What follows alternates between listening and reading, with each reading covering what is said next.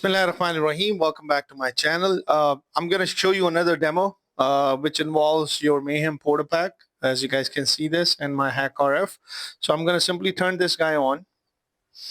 By turning it on, all right, let's just turn this guy on. I think I'm low on battery, but that's perfectly fine.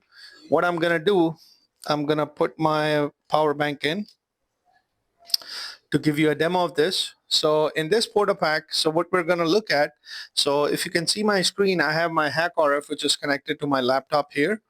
And so let's just leave the screen open. And I have my HackRF which is connected to my laptop. And this laptop is actually visualizing the signal at 435 megahertz. So this is connected to this small antenna here, and I have PortaPack. So I'm going to start transmitting some signal from my PortaPack, and then we're going to try to visualize this signal on my GQRX, which is running on my laptop. As you guys can see this, there's nothing happening right now. And HackRF has this antenna in it, and this is PortaPack, which is going to transmit a signal in air. Now, what I'm going to do, let's keep this guy running at 435, and you can simply see the setup here. I have my HackRF connected. I have changed my input rate to about 20 mega samples. As you can see, this is the maximum limit of my HackRF. The reason I have connected instead of RTL SDR because so I want to get a bigger bandwidth, which is around 20 megahertz. At the same time, I also want to visualize a longer, a bigger bandwidth at the same time, so I can show you something. So if you can go to my transmit, just simply go to transmit. And under transmit, I also made a video on it, but I actually I showed you a demo of that video using spectrum analyzer, but actually I want to show you a demo of something called in Hopper or a jammer signal. So this is what I'm going to do. I'm going to show you there's an application called Jammer. Just simply start this application, which is a Jammer application. And once you start your application, Jammer application, there are a couple of things you can do. Scroll down to load range. And once you go to load range, I'm going to tune into 433 megahertz band. And let me just wait for it. Let's just scroll down. Because I have toned my HackRF at 433 megahertz, so I want to choose frequency somewhere around that vicinity. Just hold on a second. So somewhere around 433 megahertz. So I think 70 centimeter band, this is what I want to choose. So once I've chosen my range, so this range is going from 420 megahertz all the way up to 450 megahertz. Your center frequency is somewhere around 435 megahertz, and you have a width of about 30 megahertz. So 420 to 450, that's about 30 megahertz of bandwidth. So while I have all of this set here, I'm going to leave this here, and the way that I have chosen this frequency, so it's going from 420 all the way up to 450 megahertz, but I can only visualize 420 megahertz of bandwidth on my GQRX. So I'm going to leave this as is. That's why I've chosen this frequency to be somewhere around 435 at the center. So starting at 426 or 424 all the way up to 444, that's about 20 megahertz. So you can do the start transmission.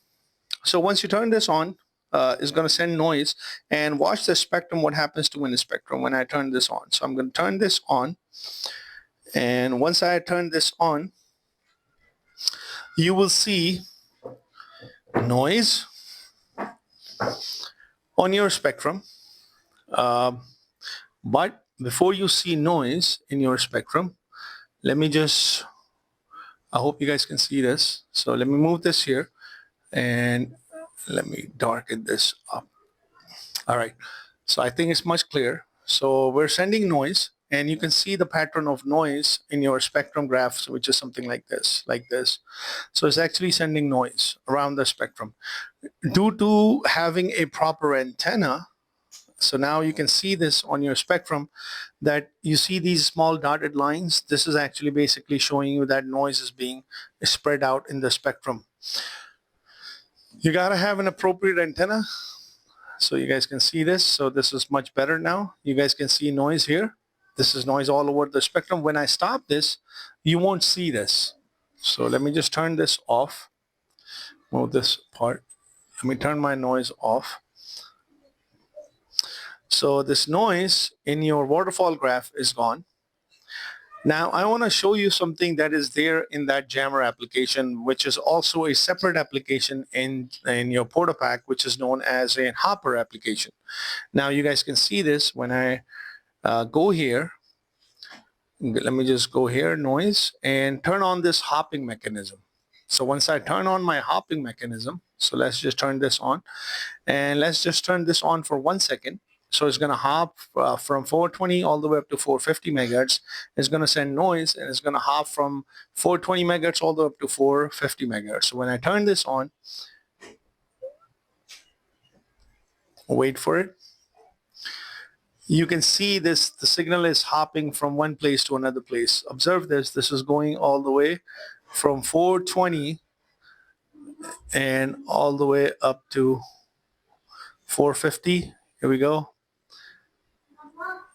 So it's going to keep hopping this again and again, and it's going to do it for like 30 seconds. You can increase this time as well.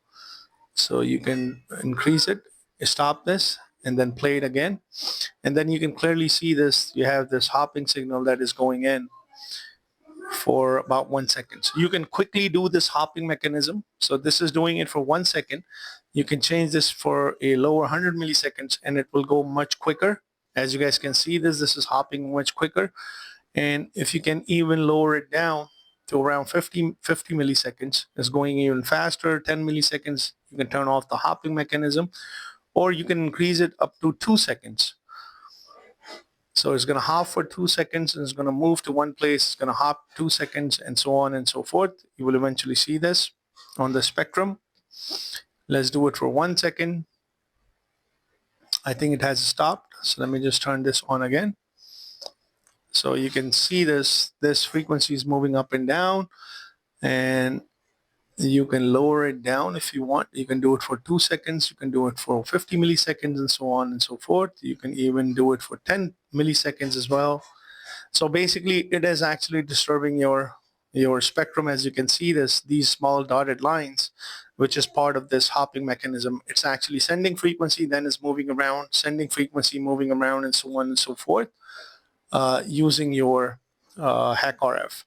You can definitely increase the time. You can definitely increase, let's try to do like 60 seconds, 70 seconds, and then you can start the timer, and then you can go here. You can change this to around 1 second, and so on and so forth.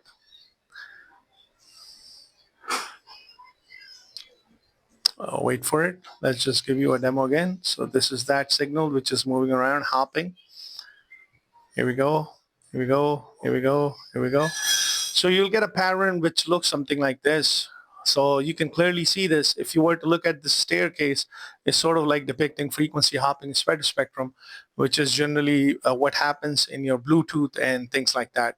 So I hope I just wanted to show you this clearly, because in your spectrum analyzer, the last demo I did was not clear, but you can see this, but you can clearly definitely see this, which is taking place. So it's just hopping it.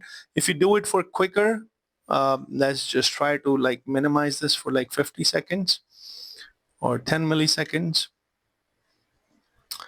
It's going to be much quicker, and you will see this much wider. So you guys can see this line which is there. You can do it for 100 millisecond as well, and you can just try to do it for like 10 millisecond as well, and so on and so forth.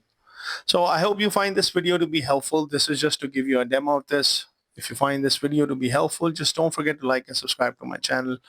And thanks for watching, and I hope you find this video to be helpful. So this is one of the applications that you can use to depict frequency hopping spread spectrum using PortaPack and your HackRF. So thanks for watching.